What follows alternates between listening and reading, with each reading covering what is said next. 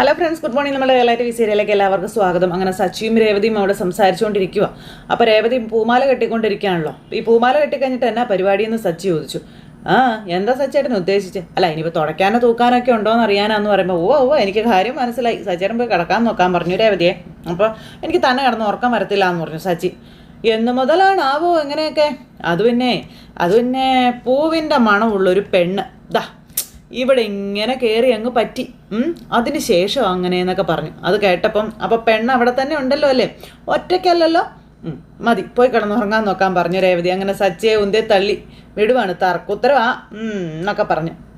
അപ്പോൾ അതേ നമ്മുടെ സച്ചിക്ക് പോകാൻ മനസ്സില്ല. എന്നിട്ട് സച്ചി ഇങ്ങനെ മൊത്തം നിലാവൊക്കെ നോക്കി പുറത്തേക്കൊക്കെ നോക്കി ഇങ്ങനെ ഇരിക്കുക. എന്ന് രേവതി ചോദിച്ചു. അപ്പോൾ സച്ചി പതുക്കെ അങ്ങ് എഴുന്നേറ്റു. എന്നിട്ടൊരു നോട്ടമൊക്കെ നോക്കി ഒരു ചിരിയൊക്കെ ചിരിച്ച് ഇങ്ങനെ രേവതിയുടെ അടുത്തേക്ക് ചെല്ലുവാണ്. അങ്ങനെ രേവതി പൂമാല കെട്ടുമ്പോൾ രേവതി തന്നെ നോക്കി എങ്ങനെ ഇരിക്കുന്നു, കെട്ടിപ്പിടിക്കുന്നു, ഉമ്മ കൊടുക്കുന്നു. പിന്നെ പൂമാല കെട്ടി വെച്ചിരിക്കുന്നത് എടുത്ത് രേവതിയുടെ തലയിൽ വെച്ച് കൊടുക്കുന്നു. അപ്പോഴേക്കും ഒരു ഫോൺ കോൾ വന്നു. ഒരു റൊമാൻറ്റിക് മൂഡായിരുന്നു, കളഞ്ഞു. ആരാണോ എന്തോ. അപ്പോൾ അർജൻറ്റായിരിക്കും സച്ചേട്ടാ, അല്ലാണ്ട് ഈ സമയത്ത് ആരെങ്കിലും ഇങ്ങനെ വിളിക്കുമോ, ചെന്ന് എടുക്കിച്ചെല്ലാം പറഞ്ഞു. അങ്ങനെ സച്ചിയോട് രേവതി നിർബന്ധിച്ച് പറഞ്ഞു വിടും ഫോൺ എടുക്കാൻ. അങ്ങനെ സച്ചി ചെന്ന് ഫോൺ എടുത്തു. അപ്പോൾ ഹലോ, സച്ചിയാ, പറഞ്ഞോളാൻ പറഞ്ഞു. 3 ദിവസത്തേക്കോ? ഞാൻ ഓക്കെയാണ് സാർ, ഞാൻ വരാമെന്ന് പറഞ്ഞു. അത് കഴിഞ്ഞ് ഫോണും കട്ട് ചെയ്തു. അപ്പോൾ ആരാ സച്ചേട്ടാ വിളിച്ചതെന്ന് രേവതി ചോദിച്ചപ്പം ഒരു ദിവാകരൻ സാറാ വിളിച്ചത്. അദ്ദേഹത്തിൻ്റെ ഭാര്യയും കൂടെ ഉണ്ടേ. അവർ മലേഷ്യയിൽ നിന്ന് വന്നതാ, നമ്മുടെ നാടൊക്കെ ഒന്ന് ചുറ്റി കാണുന്നു. 3 ദിവസത്തെ പാക്കേജാ, നല്ല കാശ് കിട്ടുമെന്ന് സച്ചി പറയുമ്പം രേവതിക്കും സന്തോഷമായി. അങ്ങനെ ഇരിക്കുമ്പോൾ കാശ് കൈവരുന്ന കേട്ടാ തുള്ളിച്ചാടുന്ന ആളാണല്ലോ, പിന്നെ എന്താ പറ്റിയെന്ന് ചോദിച്ചു രേവതിയോട്. എന്താ ഒരു വിഷമം പോലെ എന്ന് ചോദിക്കുമ്പോൾ, അല്ല 3 ദിവസം സച്ചേട്ടൻ ഇനി ഇവിടെ ഉണ്ടാവില്ലല്ലോ, അപ്പോൾ ആര് പറഞ്ഞു ഉണ്ടാവില്ല എന്ന്? ഞാൻ പിന്നെ ഇങ്ങോട്ട് വരത്തില്ല എന്ന് സച്ചി രേവതിയോട് ചോദിക്കുക. ഞാൻ വന്നില്ലെങ്കിലേ ദേ ഈ പൂ ആടിപ്പോകില്ല എന്ന് എനിക്ക് അറിയില്ലേന്ന് ചോദിച്ചു. അപ്പോൾ അത് സച്ചേട്ടൻ പറഞ്ഞു ശരിയാന്ന് പറഞ്ഞു. അങ്ങനെ അവർ രണ്ടുപേരും കൂടി പിന്നെ ഒരു റൊമാൻറ്റിക് മൂഡിലേക്കൊക്കെ വന്നു. രണ്ടുപേരും കൂടി ഇങ്ങനെ ഇരിക്കുന്നു. ഇത് കഴിഞ്ഞതിന് ശേഷം പിന്നെ ശ്രുതിയും മീരയും കൂടെ വെയിറ്റ് ചെയ്തിരിക്കുകയാണ് ഒരു ബേക്കറിയിൽ. നാരങ്ങകളൊക്കെ കുടിച്ചുകൊണ്ടിരിക്കുക. ആ സമയത്ത് ആൻ്റണിയും കൂട്ടുകാരനും കൂടെ അങ്ങോട്ടേക്ക് വന്നു.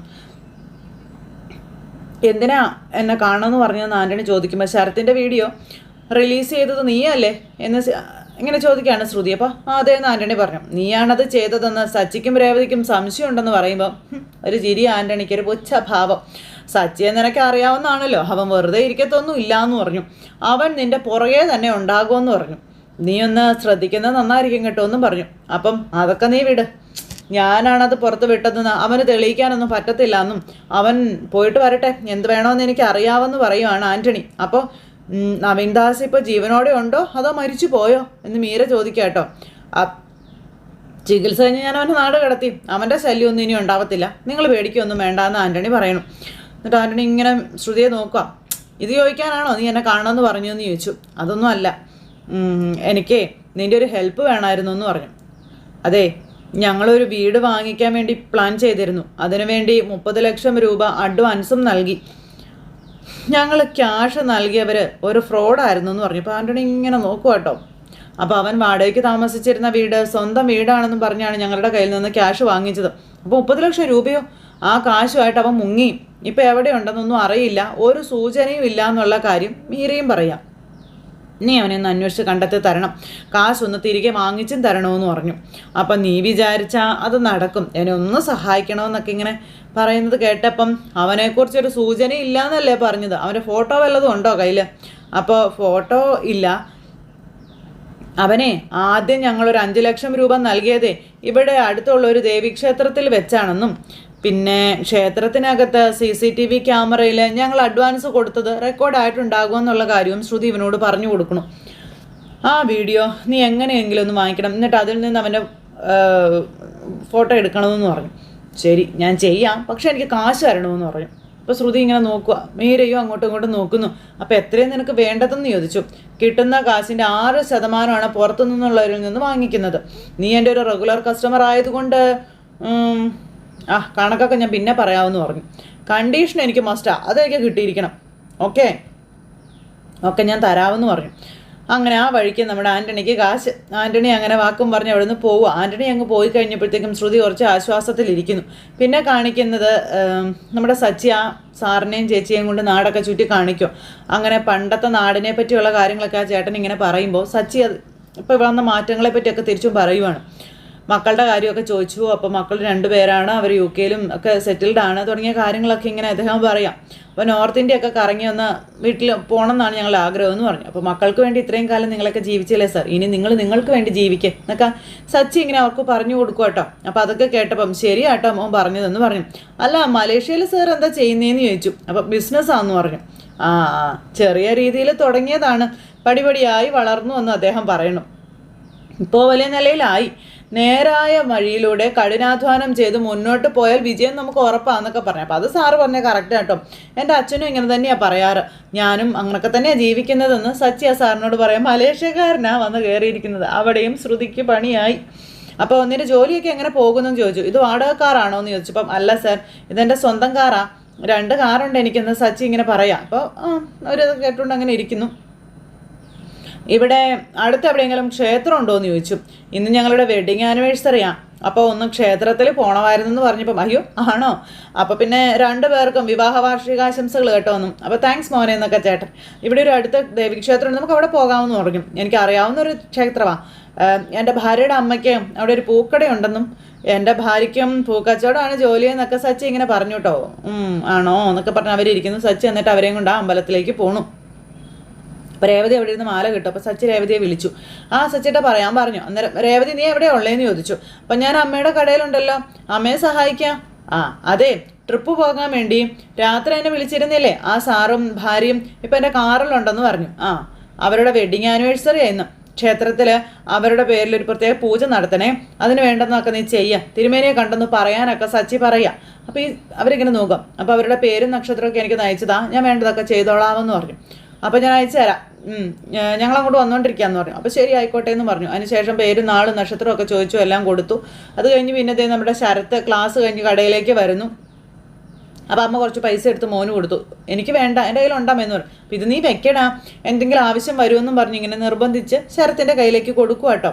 ശരത്ത് ഇങ്ങനെ അവിടെ നിൽക്കുന്നു. അപ്പോൾ എന്ന് രേവതി ചേച്ചി വന്നില്ലേ അമ്മയെന്ന് ചോദിച്ചു. ഇവിടെ ഇത്രയും നേരം ഉണ്ടായിരുന്നു, അപ്പോൾ ആർക്കോ വേണ്ടി എന്തോ പ്രത്യേക പൂജയൊക്കെ ചെയ്യണമെന്നും പറഞ്ഞ് അകത്തേക്ക് കയറി പോയതാണെന്ന് പറഞ്ഞു. അപ്പോഴത്തേക്കും എന്തേ ആൻ്റണിയൊക്കെ അങ്ങോട്ടേക്ക് വരുന്നു. ആൻ്റണി ഇങ്ങ് വന്നപ്പോഴത്തേക്കും ശരത്തിനെ കണ്ടു. ശരത്തിനെയും അതുപോലെ അമ്മയെയും ദേവുവിനെയും കണ്ടു. അപ്പോൾ ആൻ്റണി എന്ന് പറഞ്ഞുകൊണ്ട് നമ്മുടെ ദേവു ഇങ്ങനെ നിൽക്കുക. ഇവൻ വന്ന് ഇറങ്ങിയെന്ന് കൂളിംഗ് ഗ്ലാസ്സൊക്കെ ഒരു ശരത്തിനെ തുറച്ച് നോക്കി ഇങ്ങനെ നിൽക്കുക കേട്ടോ. മോളെ ഇവനെന്താ ഇവിടെയെന്ന് ചോദിച്ചു. അപ്പോൾ എൻ്റെ പൊന്നി ഈശ്വര, ശരത്തിനെ കാണാൻ വന്നതായിരിക്കോ എന്നൊക്കെ ഇങ്ങനെ ദേവു പേടിയോടെ പറയുമ്പം നീ വാ എന്നും പറഞ്ഞ് അവരകത്തേക്ക് കയറിപ്പോയി. അപ്പോൾ അവൻ എന്തിനായിരിക്കും വന്നത്, ഞാൻ നോക്കിയിട്ട് വരാമെന്ന് പറഞ്ഞു. ശരത്ത് ഓടി പോകുമ്പം മോനെ ശരത്തെ വേണ്ട, പോവണ്ട, അവിടെ നിൽക്കാൻ പറഞ്ഞു.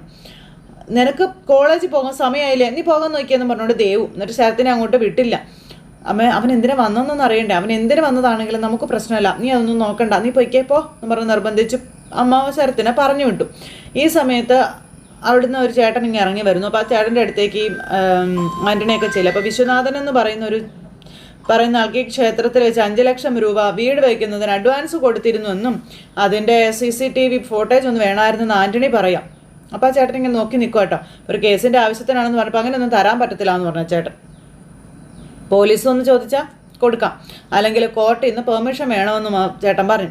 സാർ ഒരു കേസിൻ്റെ ആവശ്യത്തിനാണെന്ന് പറഞ്ഞില്ലേ, പ്ലീസ് സാർ എന്ന് പറഞ്ഞു. അപ്പോൾ അത് മനസ്സിലായി, പക്ഷേ തരാൻ പറ്റത്തില്ല കേട്ടോ എന്ന് പറഞ്ഞു. അപ്പോൾ ആൻ്റണി ചമ്മിപ്പോയി. അപ്പോൾ നിങ്ങളെ എനിക്കൊരു പരിചയമില്ലല്ലോ. അപ്പോൾ സാർ പരിചയമില്ലാത്തത് കൊണ്ടാണ് തരാത്തത്. ക്ഷേത്രത്തിൽ മുന്നിൽ പൂക്കട വെച്ചിരിക്കുന്നില്ലേ ലക്ഷ്മി ചേച്ചി, പിന്നെ അവരുടെ മകൾ രേവതി, ഇവരെല്ലാം എൻ്റെ പരിചയക്കാരാണ്. പിന്നെ അവരുടെ മകൻ ശരത്തുണ്ടല്ലോ, അവൻ്റെ ക്ലോസ് ഫ്രണ്ട് കൂടിയാണെന്നൊക്കെ പറയുമ്പോൾ ചേട്ടൻ ഇങ്ങനെ നോക്കി ഒന്ന് ചിരിച്ചു. അല്ല എന്താ സാർ, അപ്പോൾ എന്താ സാർ, ആര് വന്ന് ചോദിച്ചാലും ഞാനത് കൊടുക്കത്തില്ല കേട്ടോ. രേവതിയും എന്താ ആവശ്യം പറഞ്ഞ് വീട്ടിൽ ചോദിച്ചായിരുന്നു, നിയമപ്രകാരം തരാൻ പറ്റില്ലെന്നാണ് ഞാൻ പറഞ്ഞത്. അപ്പോൾ സാർ എനിക്കത് കിട്ടിയേ പറ്റുമെന്ന് ആൻ്റണി. തരാൻ പറ്റത്തില്ല എന്ന് ഞാൻ പറഞ്ഞില്ലേ എന്നാൽ ചേട്ടൻ വീണ്ടും പറഞ്ഞിട്ട് അവിടെ നിന്ന് അങ്ങ് പോയി. അപ്പോൾ അത് നടക്കില്ല എന്ന് മനസ്സിലായി ആൻ്റണിക്ക്. പിന്നെ നമ്മുടെ തിരുമേനി അവിടെ പൂജയും കാര്യങ്ങളൊക്കെ ചെയ്യുന്നു. ആ സമയത്ത് രേവതി അങ്ങോട്ടേക്ക് ചെല്ലും. അപ്പോൾ രേവതിയുടെ അടുത്തേക്ക് ഈ ചേട്ടനും വന്നു. അതെ, ആ വീഡിയോ ചോദിച്ചു വേറെ ആൾക്കാരും ഇവിടെ വന്നായിരുന്നു എന്ന് പറഞ്ഞു. അപ്പോൾ ആരാ വന്നതെന്ന് ചോദിച്ചു. അവൻ്റെ പേര് ഒരു ആൻ്റണി. ആൻ്റണിയോ?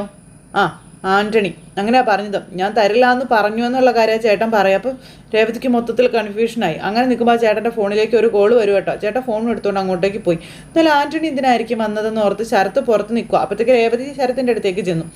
നീ എപ്പോഴാണ് വന്നത്, നീ കോളേജിൽ പോകണില്ലേ എന്ന് ചോദിച്ചു രേവതി. ടൈമായി, ഞാൻ അങ്ങോട്ട് പോവാം. പിന്നെ ചേച്ചി ആൻ്റണി ഇങ്ങോട്ട് വന്നായിരുന്നു, ചേച്ചി കണ്ടായിരുന്നു എന്ന് ചോദിച്ചു. എന്തെങ്കിലും പറഞ്ഞിരുന്നു എന്നൊക്കെ ചോദിക്കുമ്പോൾ രേവതി ഞാനവനെ കണ്ടില്ല, പക്ഷെ അവൻ എന്തിനാ വന്നതെന്ന് എനിക്കറിയാമെന്ന് പറഞ്ഞു. ഞാൻ ചോദിച്ച അതേ CCTV വീഡിയോയ്ക്ക് വേണ്ടിയിട്ടാണ് അവനും വന്നതെന്നുള്ള കാര്യം രേവതി പറയാം. അവനെന്തിനാ അതെന്ന് അമ്മ ചോദിച്ചു. ശ്രുതി പറഞ്ഞു വിട്ടതാവാനാണ് സാധ്യത എന്നുള്ള കാര്യം അമ്മ പറയാം. അവൾക്ക് വേണ്ടി ഇവൻ എന്തിനാ അതൊക്കെ ചെയ്യുന്നതെന്ന് ചോദിക്കുമ്പം അത് തന്നെയാണ് ഞാനും ആലോചിക്കുന്നതെന്ന് രേവതി ഇങ്ങനെ പറയാം. അപ്പോൾ ഇവർക്ക് മൊത്തത്തിൽ സംശയം. ഇവരിങ്ങനെ ഇരുന്ന് ആലോചിച്ചുകൊണ്ടിരിക്കുമ്പോഴത്തേക്കും സച്ചിയും ആ ചേച്ചിയും ചേട്ടനും കൂടെ അങ്ങോട്ടേക്ക് വന്നു. അങ്ങനെ അവരെ കണ്ടപ്പോഴത്തേക്കും രേവതി നമസ്കാരമൊക്കെ പറഞ്ഞിങ്ങനെ നിൽക്കാം. അപ്പോൾ സച്ചി, സാർ ഇതാണ് എൻ്റെ ഭാര്യ രേവതി, ഇത് ഇവരുടെ അമ്മ, അത് അനിയൻ എന്നൊക്കെ പറഞ്ഞിങ്ങനെ പരിചയപ്പെടുത്തി കൊടുക്കുക കേട്ടോ. അപ്പോൾ രേവതി, നീ ഭാഗ്യം ചെയ്ത പെണ്ണ, നല്ലൊരു ഭർത്താവിനെയാണ് നിനക്ക് കിട്ടിയത് കേട്ടോ എന്നൊക്കെ ആ ചേച്ചി ഇങ്ങനെ പറയാം. അപ്പോൾ രേവതി ഇങ്ങനെ തിരിച്ചുകൊണ്ട് ഇങ്ങനെ നോക്കുന്നു. അതുപോലെ ലക്ഷ്മി അമ്മയ്ക്കൊക്കെ സന്തോഷമായി. ഞങ്ങൾ കാറിൽ കയറിയിട്ട് കൂടുതൽ സമയമൊന്നും ആയിട്ടില്ല, പക്ഷേ ഇവനെ ഞങ്ങൾക്ക് വലിയ ഇഷ്ടമായെന്ന് ആ ചേട്ടനും പറഞ്ഞു.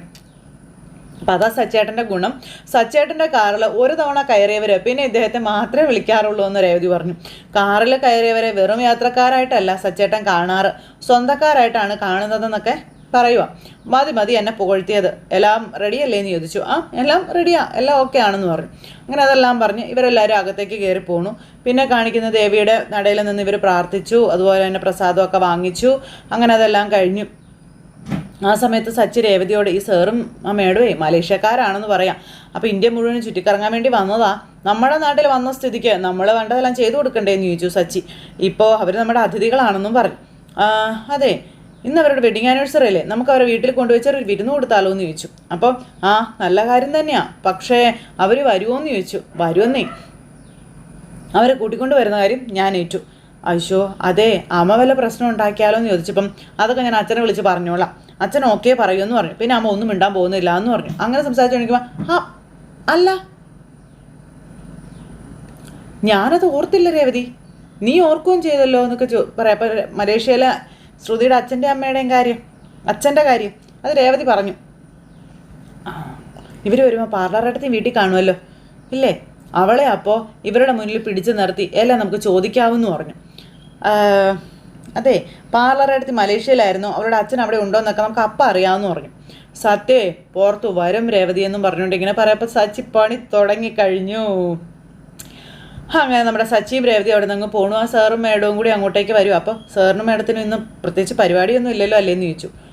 അപ്പോൾ അദ്ദേഹം, ഞങ്ങൾ പറഞ്ഞ സ്ഥലമൊക്കെ ഒന്ന് കാണണം, വേറെ പരിപാടിയൊന്നും ഇല്ല എന്ന് പറഞ്ഞു. എന്നാൽ പിന്നെ ഇന്നത്തെ ഉച്ചഭക്ഷണം ഞങ്ങളുടെ വീട്ടിൽ നിന്ന് ആയാലോ എന്ന് ചോദിക്കാം. അപ്പോഴേക്കും അവർ രണ്ടുപേരും ഇങ്ങനെ അങ്ങോട്ടും ഇങ്ങോട്ടും നോക്കാം. നിങ്ങൾ വന്നാൽ ഞങ്ങൾക്കത് സന്തോഷമാകുമെന്ന് രേവതി. അപ്പം ഞങ്ങൾ വരാമല്ലോ, അതിനിപ്പോൾ എന്താ, ഭക്ഷണം നിങ്ങളുടെ വീട്ടിൽ നിന്ന് കഴിക്കുകയും ചെയ്യാമെന്ന് അദ്ദേഹം പറഞ്ഞു. അന്നേരം ഇവർക്കും ഒത്തിരി സന്തോഷമായി. അപ്പോൾ അത് ഞങ്ങൾക്ക് സന്തോഷമുള്ള കാര്യമല്ലേ എന്ന് ആ ചേച്ചിയും പറഞ്ഞു.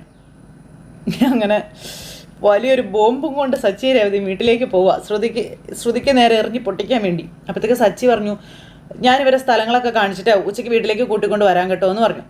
ഞാൻ സദ്യ ഉണ്ടാക്കി വെക്കാട്ടോ എന്ന് പറഞ്ഞു. അപ്പോൾ ഒന്ന് പോകാമെന്നും പറഞ്ഞു അവരങ്ങ് പോകുന്നു. ആ സമയത്ത് കാര്യങ്ങളെല്ലാം നടക്കില്ലേന്ന് ചോദിച്ചു. നടക്കും, പക്ഷേ ഒരു കാര്യമുണ്ട് സച്ചേട്ടാ. എന്താ? ആൻ്റണി വന്ന് മാനേജരോട് ഞാൻ ചോദിച്ച അതേ ഫോട്ടോ ചോദിച്ചു എന്ന കാര്യം പറയുക. അവനെന്തിനാന്ന് സച്ചി ചോദിച്ചപ്പോൾ ശ്രുതി ആയിരിക്കും അവൻ ഇങ്ങോട്ടേക്ക് പറഞ്ഞു വിട്ടത്, അതിനാ സാധ്യത എന്ന് രേവതിയും പറഞ്ഞു. അത് നീ പറഞ്ഞത് ശരിയാ രേവതി, അതിനും സാധ്യതയുണ്ട്. അപ്പോൾ കാശിൻ്റെ ഇടപാട് മാത്രമല്ല അവർ തമ്മിലുള്ളതല്ലേ എന്നും പറഞ്ഞുകൊണ്ട് ഇങ്ങനെ നിൽക്കുക. അപ്പോൾ ശരി, ഞാൻ എന്നാൽ ചെല്ലട്ടെ എന്ന് പറഞ്ഞുകൊണ്ട് സച്ചി അവിടെ നിന്ന് പോയി. രേവതി ഇങ്ങനെ അവിടെ ഓർത്ത് നിൽക്കുന്നിടത്ത് ഇന്നത്തെ കഥ അവസാനിച്ചു. അപ്പോൾ എല്ലാവരും കാത്തിരുന്ന് കാണണേ. എല്ലാവർക്കും നല്ലൊരു ദിവസം ആശംസിക്കട്ടോ. എല്ലാവരുടെയും സപ്പോർട്ടിനും സ്നേഹത്തിനും ഒത്തിരി നന്ദി അറിയിക്കുന്നു. അടുത്ത സൂപ്പർ ഹിറ്റ് കഥയുമായി കാണുന്നത് വരെ എല്ലാവർക്കും നന്ദി. അതോടൊപ്പം നമ്മുടെ ചാനൽ ആദ്യമായിട്ട് കാണുന്നവരുണ്ടെങ്കിൽ ഒന്ന് സബ്സ്ക്രൈബ് ചെയ്യണേ. തൊട്ടടുത്ത് കാണുന്ന ബെൽ ബട്ടൺ അമർത്തി കഴിഞ്ഞിട്ടുണ്ടെങ്കിൽ നമ്മുടെ വീഡിയോസ് എളുപ്പത്തിൽ കാണാൻ കഴിയുന്നതായിരിക്കും, നോട്ടിഫിക്കേഷനായിട്ട് നിങ്ങളുടെ ഫോണുകളിലേക്ക് എത്തുന്നതായിരിക്കും. അപ്പോൾ എല്ലാവരോടും ഒരിക്കൽ കൂടി 1000 നന്ദി അറിയിച്ച് നിർത്തുന്നു. ടാറ്റാ.